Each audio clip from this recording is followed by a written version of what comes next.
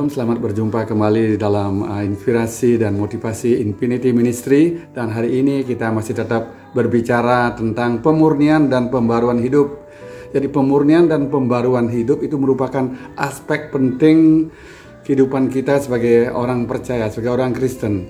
Jadi ada beberapa alasan yang kita temui mengapa kita harus memperbarui hidup, harus dimurnikan dalam hidup kita. Jadi ada alasan-alasan yang relevan yang bisa kita pelajari dalam hidup. Pertama, kenapa kita harus dimurnikan dan diperbarui hidup kita adalah karena mengikuti teladan Yesus Kristus. Jadi kita dipanggil untuk meneladani kehidupan Yesus yang penuh dengan kasih, pengampunan, dan kekudusan.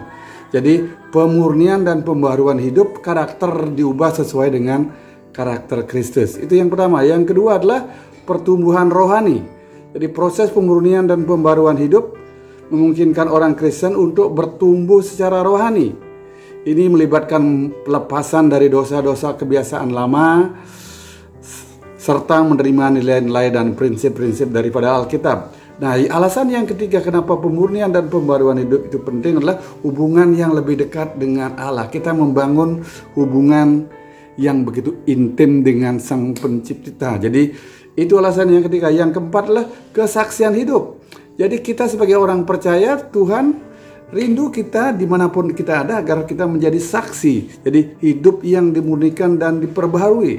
Ada terang Kristus dalam hidup kita. Jadi melalui kehidupan yang berubah, orang Kristen dapat menunjukkan kuasa Injil dan menarik orang-orang lain untuk percaya kepada Kristus. Itu alasan yang keempat. Yang kelima, kenapa kita juga perlu dimurnikan dan diperbarui adalah ketaatan kepada firman Tuhan.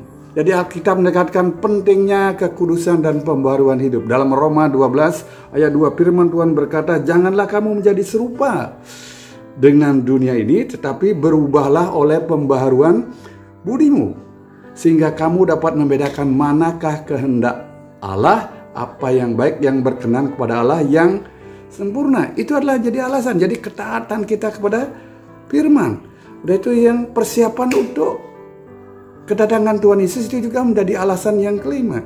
Jadi alasan kenapa kita perlu dimurnikan dan diperbarui hidup kita, karena agar kita mempersiapkan diri kita untuk menyongsong kedatangan Yesus yang kedua kali. Jadi ingat, Tuhan akan kembali ke dunia dan menyelamatkan kita. Dan alasan yang terakhir kenapa pemurnian itu penting adalah agar ada damai, sejahtera, dan sukacita di dalam hidup kita. Jadi hidup yang dimurnikan dan diperbarui membawa damai, sejahtera, dan sukacita yang berasal daripada Allah.